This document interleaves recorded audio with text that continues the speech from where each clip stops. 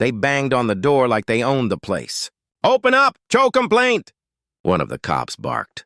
The sound echoed through the quiet street, waking the neighbors. Curtains twitched, whispers spread. Inside I froze. My heart raced, not from guilt, but from anger. I hadn't broken a single rule. The grass was cut, the garbage was out on time, even the mailbox was painted the exact shade the HOA demanded. But they'd sent cops anyway. I clenched my fists. This wasn't about rules. This was about power. The pounding grew louder. "Last warning, open up!" I reached for the handle, but before I could turn it, a calm voice behind me stopped me cold. "Let me handle this," my wife said. I turned, confused. She was standing in the hallway, her face unreadable. Then, without hesitation, she slipped into her uniform, the dark navy jacket, the polished badge catching the light, the holstered weapon at her side. She wasn't just my wife. She was a police officer. I stepped back as she pulled open the door. The two cops on the porch straightened, smirks still on their faces. "Sir, we've had multiple complaints," but the words died in their throats, because instead of me, they were staring straight into the eyes of someone they never expected. Her voice cut sharp and cold. "Officers, care to explain why you're at my house harassing my husband under the name of the HOA?" Their smirks vanished. One swallowed hard, the other shifted on his feet. Neighbors began gathering on the sidewalk, whispering, pointing. The balance of power shifted in seconds. The taller cop stammered, We were just responding to a call. The HOA said, "Save it," she snapped. "You don't show up banging on doors without probable cause. You don't intimidate families over grass and paint. And you definitely don't abuse authority in my jurisdiction." Her badge glinted in the sunlight. The crowd gasped. The HOA president himself, an older man in a polo shirt and expensive watch, pushed his way forward, red-faced with fury. "This is outrageous," he shouted. "I called them here. He's been—" But my wife turned, her voice low, dangerous. "Careful what you say next. Because every word is being recorded, and you're about 2 sentences away from an official harassment charge." Silence.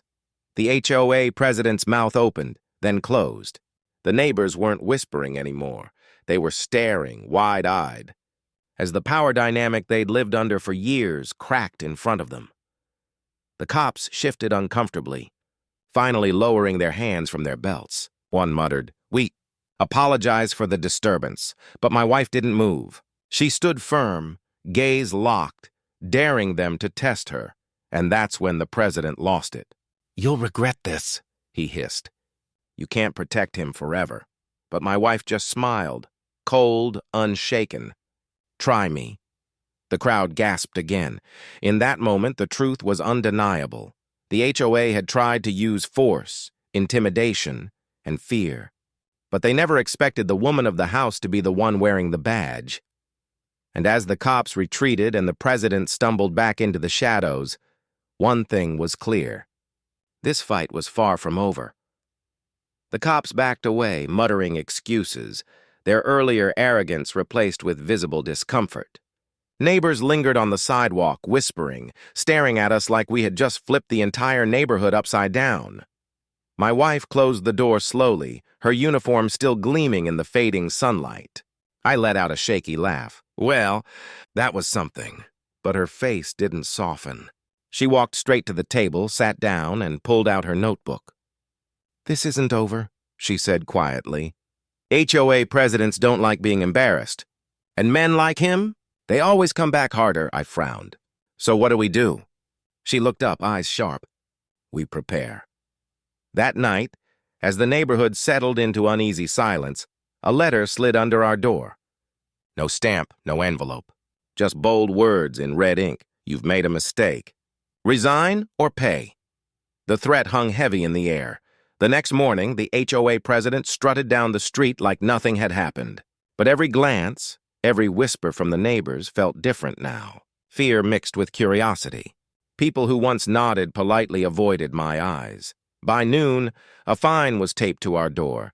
$5,000 for unauthorized lawn decorations. We didn't even have any. I ripped the paper down, furious. "They're pushing us, hoping we'll break." But my wife only smirked, a fire in her eyes. "Good. Let them push. That evening, she put on her full uniform again. Not for work, but for war. We walked straight into the HOA's monthly meeting. The president sat at the head of the long oak table, smug as ever, surrounded by his loyal board members. The room went silent when my wife entered. The badge caught the fluorescent light. Her presence filled the space. She spoke clearly, her voice steady but sharp enough to cut glass. This ends tonight. No more threats. No more harassment. Every violation, every intimidation tactic, documented. I have the evidence, and if you think your little empire is untouchable, think again. Because the law doesn't answer to you. It answers to me. Gasps rippled through the room. The president's smug smile faltered.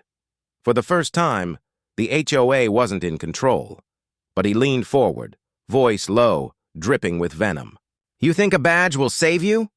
You're under my roof, and if you want to play this game, you better be ready for the consequences. The tension was electric. Neighbors frozen in their seats, no one daring to breathe. And in that moment, one thing was certain. This wasn't just a battle over lawns or mailboxes anymore. It was war. The room was so quiet you could hear the hum of the fluorescent lights. The HOA president leaned back in his chair, trying to mask his unease with arrogance. But everyone in that room felt it. The shift. For once, the power wasn't in his hands.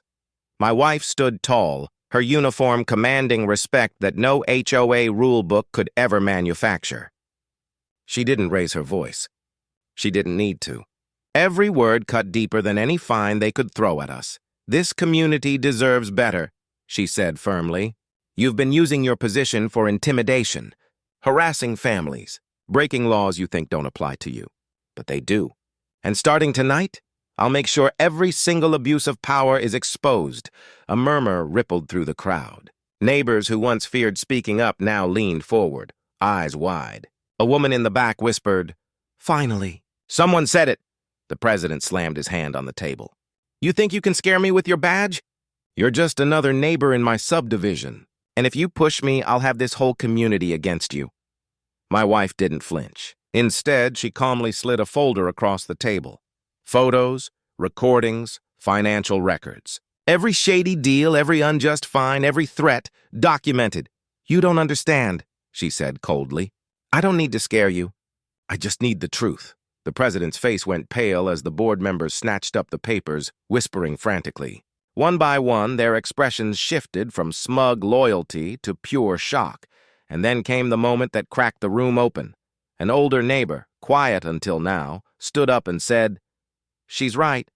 I've been fined for years for things I never did. We all have. Enough is enough. Others followed. Voices rose. Fingers pointed. For the first time, the president wasn't the one controlling the crowd. He was drowning in it. He tried to shout them down, but his voice cracked. His fists trembled on the table. The once untouchable ruler of the neighborhood now looked like a cornered animal. Finally, my wife delivered the final blow. She leaned in, her eyes locked on his, her voice sharp and unshakable. Effective immediately, you're under investigation for fraud, harassment, and abuse of authority. Consider this your last meeting as president. The room erupted. Gasps, cheers. Neighbors stood, some clapping, others crying out in relief. The man who had ruled with fear for years had just been dethroned in front of everyone. The president staggered back, speechless. No excuses, no smirk, just silence. My wife turned and walked out, the crowd parting for her like she was a general returning from battle. I followed, my heart pounding. As the door shut behind us, I whispered, You didn't just beat him? You burned his whole empire down. She smiled faintly, not with arrogance, but with calm certainty. No, I just reminded him no one is above the law. And that night, as we walked back home under the streetlights, the neighborhood didn't feel the same. Whispers turned into greetings. Fear turned into respect. The HOA had lost its grip, and all it took was one woman in uniform refusing to bow.